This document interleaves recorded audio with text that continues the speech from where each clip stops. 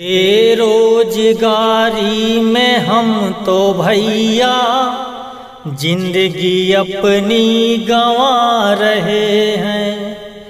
बेरोजगारी में हम तो भैया जिंदगी अपनी गंवा रहे हैं।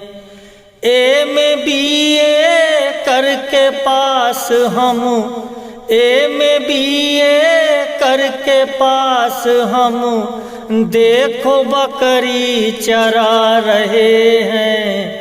बेरोजगारी में हम तो भैया जिंदगी अपनी गंवा रहे हैं।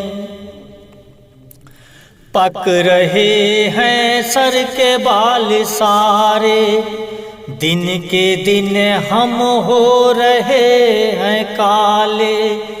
पक रहे हैं सर के बाल सारे, दिन के दिन हम हो रहे हैं काले।